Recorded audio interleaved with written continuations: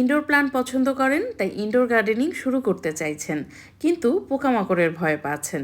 আবার দু একটা গাছ দিয়ে হোম ডেকোর করেছেন, সেগুলো অলরেডি ইনফেক্টেড, গ্রোথ একেবারেই নেই, তাই আগ্রহ হারিয়ে ফেলেছেন। আজকের ভিডিওটাই কিভাবে ইনডোর প্লান্ট রোগ পোকা থেকে দূরে রাখবেন এবং গাছগুলো কিভাবে হেলদি রাখবেন। কারণ যদি পোকামাকড়ের সংক্রমণ হয়, গাছগুলো ইনফেক্টেড হয়ে যায়, তাহলে গ্রোথও হবে না। তাই এটা জানাটা খুব জরুরি যে গাছগুলো কিভাবে রোগ পোকা থেকে আমরা দূরে রাখবো। শুরু থেকেই শুরু করতে হবে। মানে আপনি যখন একটা গাছ লাগাবেন ঠিক করেছেন, তখন থেকে আপনি যদি প্রত্যেকটা স্টেপ ফলো করেন, তাহলে আপনার গাছ ইনফেক্টেড হওয়ার সম্ভাবনা 90 থেকে 95% কমে যাবে। তাহলে চলেন শুরু করি। প্রথমে আপনাকে জায়গাগুলো সিলেক্ট করতে হবে, কোন কোন জায়গায় আপনি প্লান্ট রাখতে চাচ্ছেন। অবশ্যই এমন জায়গা সিলেক্ট করবেন যেগুলো ওয়েল ভেন্টিলেটেড, মানে যেগুলোতে ভালো আলো বাতাস আসে। ইনডোর প্লান্টে সরাসরি সূর্যের আলোর প্রয়োজন নেই, কিন্তু আলো বাতাসের প্রয়োজন আছে। সরাসরি সূর্যের আলো আসে না এমন জায়গাগুলো আপনাকে সিলেক্ট করতে হবে। এটা খুবই ভুল ধারণা যে ইনডোর প্লান্ট মানেই দরজা জানলাবিহীন কোনো রুমের মধ্যে আপনার গাছটা টিকে যাবে, একেবারেই না। দ্বিতীয় পয়েন্ট, আপনাকে পানির বিষয়টা খেয়াল করতে হবে। পানির মাত্রাটা নিয়ন্ত্রণ করা জানতে হবে। বেশিরভাগ ইনডোর প্লান্টেরই পানির প্রয়োজন খুবই কম, তাই আপনাকে টবের মাটি যখন পুরোপুরি শুকাবে সেটা চেক করে তারপর পানি দিতে হবে। স্যাঁতস্যাঁতে মাটিতেই পোকামাকড়ের আক্রমণ বেশি হয়, গাছ বেশি ইনফেক্টেড হয়ে যায়। তাই আপনার কোনো অবস্থাতেই টবের মাটি স্যাঁতস্যাঁতে রাখা যাবে না। টবের মাটি পুরোপুরি শুকালে তারপরে আপনি পানি দেবেন। নেক্সট পয়েন্ট, নিম খৈলের ব্যবহার। ইনডোর গার্ডেনিংয়ে নিম খৈল দারুণভাবে হেল্প করে। এটা আপনি দুভাবে ব্যবহার করতে পারবেন। যখন টবের মাটি রেডি করছেন তখন মাটির সাথে মিশিয়ে দেবেন এবং মাঝে মাঝে টবের মাটির উপরে রেখে দেবেন, আর কি ছিটিয়ে দেবেন। তাহলেই দেখবেন অনেকখানি পোকামাকড় থেকে দূরে থাকছে আপনার গাছ।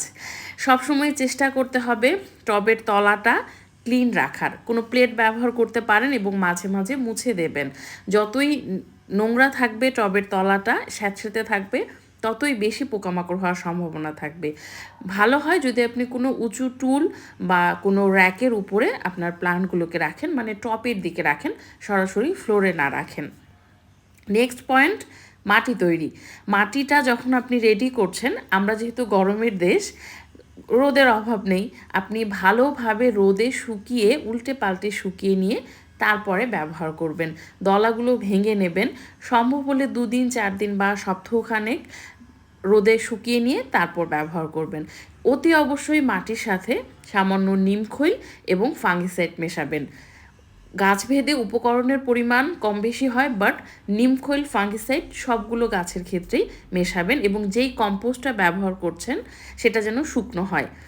যেহেতু ইনডোর প্লান্ট সরাসরি সূর্যের আলোতে যায় না, তাই ভেজা কোনো কিছুই ব্যবহার করবেন না। কম্পোস্টটা যেন ভালো মতো শুকনো থাকে, সেদিকটা আপনাকে খেয়াল রাখতে হবে। নেক্সট পয়েন্ট হচ্ছে ইপসম সল্ট, ফাঙ্গিসাইড এবং নিম তেল আপনাকে দারুণভাবে হেল্প করবে আপনার ইনডোর গার্ডেনিংয়ে। আপনি একটা রুটিন করে নেবেন 1 মাস বা 1.5 মাস পর পর, আপনার সুবিধা অনুযায়ী। তাই বলে 6 মাস পর পর না, 1-1.5 মাস পর পর মাঝে মাঝে পানির সাথে ইপসম সল্ট মিশিয়ে সমস্ত গাছে স্প্রে করবেন। কিছুটা টবের মাটিতে দেবেন, মাঝে মাঝে নিম তেল পানিতে মিশিয়ে সেটা স্প্রে করবেন, মাঝে মাঝে ফাঙ্গিসাইড স্প্রে করবেন। এটা আপনি ক্রমান্বয়ে একটা রুটিন করে নেবেন। এই 3টা উপাদান যদি আপনি একটা রুটিন মেনে ব্যবহার করেন, তাহলে গাছ লাগানোর পরে আপনার গাছগুলো একেবারে নিরাপদ থাকবে। তারপরেও কিছুটা রিস্ক থাকবে যেহেতু গাছ এবং মাটি, বাট 90 থেকে 95% কমে যাবে, আপনি নিশ্চিন্ত থাকতে পারবেন। তো সেই হিসেবে একটা রুটিন বানাবেন এবং সেই রুটিন অনুযায়ী গাছগুলোতে মাঝে মাঝে ইপসম সল্ট, নিম তেল এবং ফাঙ্গিসাইড স্প্রে করবেন। আরেকটা পয়েন্ট হচ্ছে, আপনি যখন নার্সারি থেকে গাছ কিনে আনেন, আমরা যদিও বলে থাকি যে পলিব্যাগটা আস্তে করে ছিঁড়ে তারপর গাছটা বসাবেন, বাট নার্সারির ওই মাটিটার মধ্যে না অনেক পোকামাকড় থাকে, কেঁচো, শামুক, কেল্লা, যেহেতু ওদের একসাথে অনেক গাছ থাকে, তাই সেই মাটিটা যতটা ফেলে দেওয়া যায় রুটটা ভালো রেখে সেটা চেষ্টা করবেন। তো এই ছিল ওভারঅল ইনডোর প্লান্ট এবং ইনডোর গার্ডেনিং নিয়ে আমার এক্সপিরিয়েন্স। আপনি চাইলে আপনার অভিজ্ঞতাও শেয়ার করতে পারেন আমাদের ফেসবুক পেজ লেজি মম ডায়েরি, এবং ফেসবুকে আমাদের গ্রুপ রয়েছে লেজি মম ডায়েরি ফ্যামিলিতে। আপনাদের কোনো মতামত থাকলে কমেন্ট করে জানাতে পারেন। আজকের ভিডিও তাহলে এ পর্যন্তই। ইনডোর গার্ডেনিং নিয়ে ভিডিও দেখতে চাইলে আমাদের লেজি মম ডায়েরি ইউটিউব চ্যানেল সাবস্ক্রাইব করে রাখতে পারেন।